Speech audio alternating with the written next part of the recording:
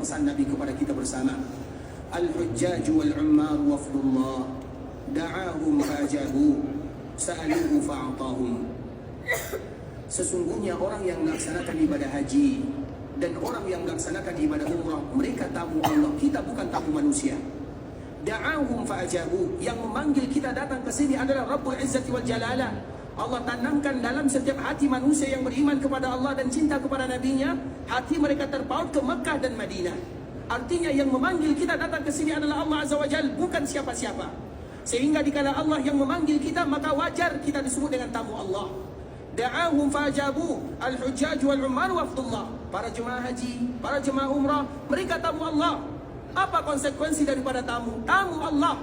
Maka kita harus menjaga etika, menjaga adab dikala kita berada di tanah haram, karena kita adalah tamunya Allah.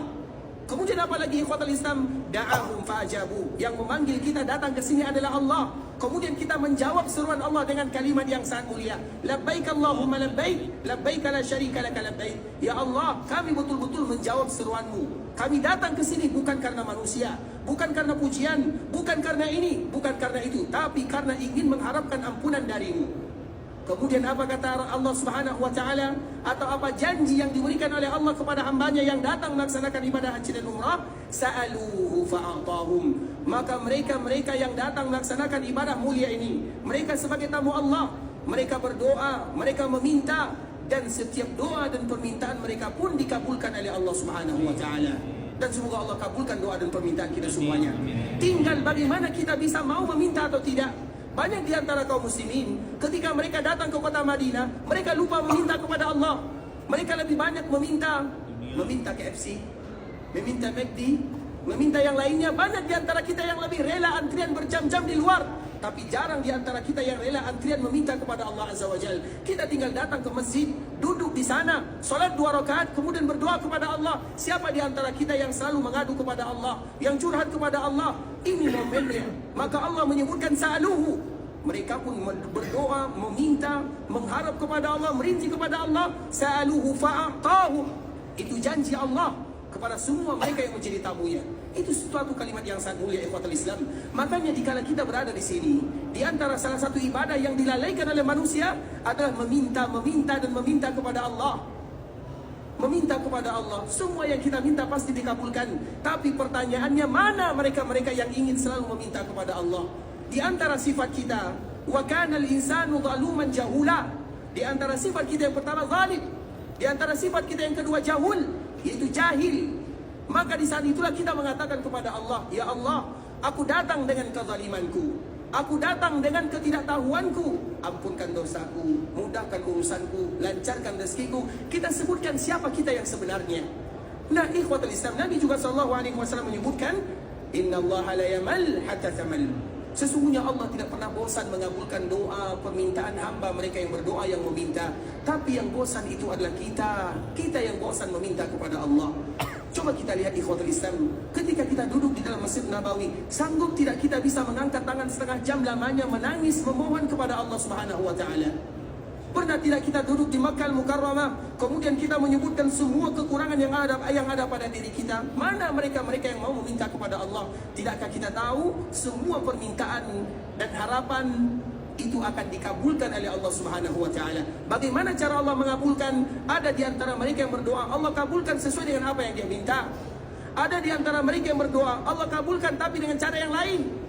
Ada di antara mereka yang berdoa, Allah tidak kabulkan di dunia, tapi Allah simpan di akhirat sana, sehingga nanti dikala dia wafat, dikala dia dibangkitkan, maka tiba-tiba dia mendapatkan sebuah amalan yang sangat luar biasa. Dia pun bertanya, ya Allah, dari mana amalan ini? Ternyata amalan itu adalah doa-doa kita yang dulu belum dikabulkan oleh Allah dalam kehidupan dunia. Tinggal bagaimana kita berdoa, bermohon, meminta kepada Allah. Jadikan setiap sujud begitu lama bermohon, curhat kepada Allah. Begitu juga momen-momen yang indah. Oleh karenanya ikhwatul Islam, ketika kita menjadi tamunya Allah Subhanahu wa taala, maka di antara salah satu adab tamunya Allah adalah selalu berdoa, bermohon, meminta kepada Allah Subhanahu wa taala.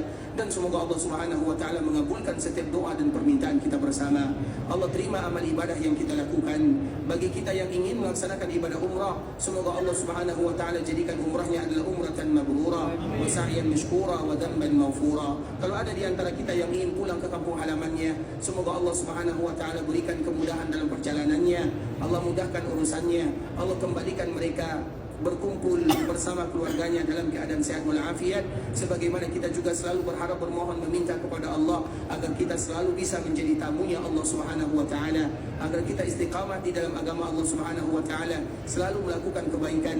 Dan ingat ikhwatul Islam bahwa di antara tujuan dan cita-cita kita bersama adalah bagaimana supaya kita mendapatkan umratan mabrurah. Dan kita harus tahu kalimat mabrurah artinya adalah kebaikan, karena orang yang melaksanakan ibadah umrah maka mereka akan diuji semuanya oleh Allah Subhanahu wa taala, dan di antara ujiannya apakah mereka berhasil membawa umrah itu mabrurah atau tidak.